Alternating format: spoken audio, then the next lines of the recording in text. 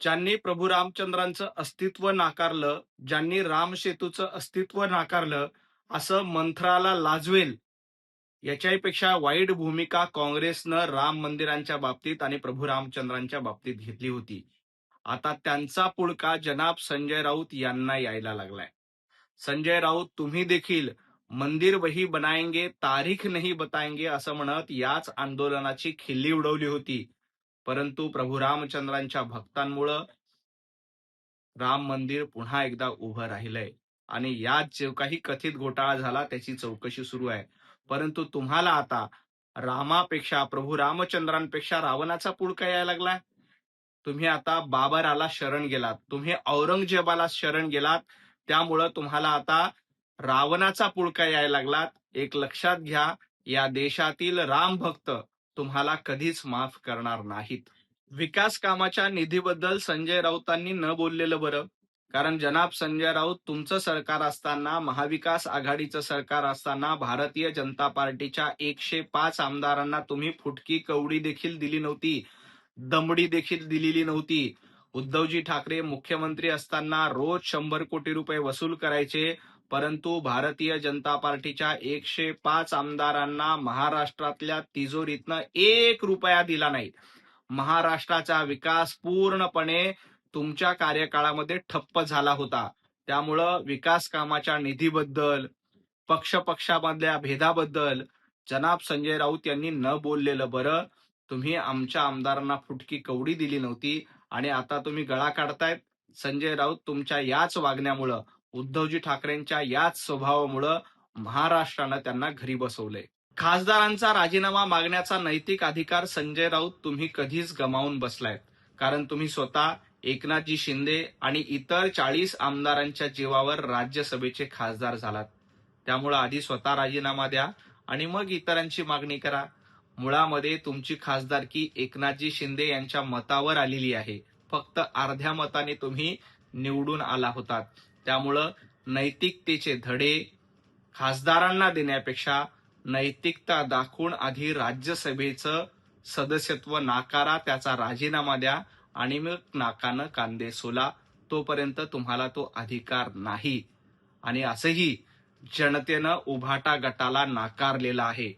जनतेच्या न्यायालयामध्ये एकनाथजी शिंदे यांची शिवसेना ही मूळ शिवसेना आहे याच्यावर महाराष्ट्रानं शिक्कामोर्तब केलंय. त्यामुळं विनाकारण रुदाली करत बसू नका. नसरापूर बलात्कार प्रकरणावर दोषीला शिक्षा झाल्यानंतर लगेच संजय राऊत यांचा तिळपापड झाला. मुळामध्ये संजय राऊत यांना महिला सुरक्षेबद्दल बोलण्याचा अधिकार नाही. कारण एका माता भगिनीला फोनवरून शिव्या दिलेल्या महाराष्ट्रानं ऐकल्यात. त्याच स्वप्ना पाटकर नावाच्या भगिनीला तुम्ही धमक्या देतायत. त्यांचं पुस्तक प्रकाशित होऊ नये म्हणून गुंडाकरवी त्यांना धमक्या देतायत. त्यामुळे तुम्हाला महिला सुरक्षा, महिला अधिकार यावर बोलण्याचा अधिकार नाही. कशा पद्धतीनं एका माता भगिनीला तुम्ही शिव्या दिलेल्या संपूर्ण महाराष्ट्रानं ऐकल्यात आणि आता देखील तुम्ही त्याच भगिनीला धमकी देतायत. त्यांचं पुस्तक प्रकाशित होऊ नये यासाठी गुंडाकरवी त्यांना धमक्या देतायत. त्यामुळं महिला सुरक्षेबद्दल, बलात्काराबद्दल किंवा महिलांच्या अधिकारांबद्दल जनाब संजय राऊत यांनी गळा काढू नये. देवाभाऊ ना देशद्रोही आहेत ना घटनाद्रोही. उलट महाराष्ट्रासोबत द्रोह करण्याचं काम जनाब संजय राऊत तुम्ही केलंय. देवेंद्रजी फडणवीस हे घटनेनुसार चालतात. त्यांना 14 कोटी जनतेचे आशीर्वाद त्यांच्या पाठीशी आहेत. त्यांनी कधीही आपल्या विचाराशी द्रोह केला नाही. त्यांनी कधीही प्रभू रामचंद्रांच्या हिंदुत्ववादाशी द्रोह करून काँग्रेसच्या मांडीला मांडी लावून बसले नाहीत. उलट तुम्ही प्रभू रामचंद्रांच्या विचाराशी द्रोह करून त्यांचं अस्तित्व नाकारणाऱ्या काँग्रेसच्या मांडीला मांडी लावून बसलात. तुम्ही औरंगजेब फॅन क्लब चालवण्याचं काम करतायत. त्यामुळे संजय राऊत महाराष्ट्रद्रोही तुम्ही आहात आणि पाकिस्तानचा उदो करणं, पाकिस्तानवर प्रेम करणं हा तुमचा धंदा झालाय.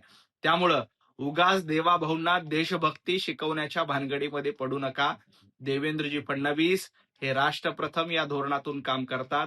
तुम्ही मात्र पाकिस्तान प्रथम, औरंगजेब प्रथम, अफजल खान प्रथम आणि उरला सुरला बाबर प्रथम या धोरणातून काम करतायत.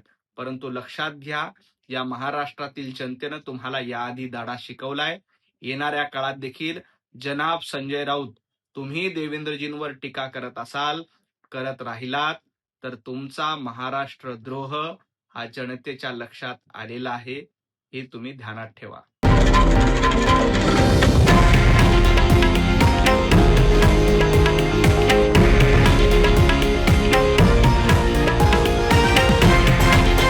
हे आहे देशातील नंबर 1 न्यूज नेटवर्क आणि आपण पाहत आहात TV9 मराठी, एकमेव.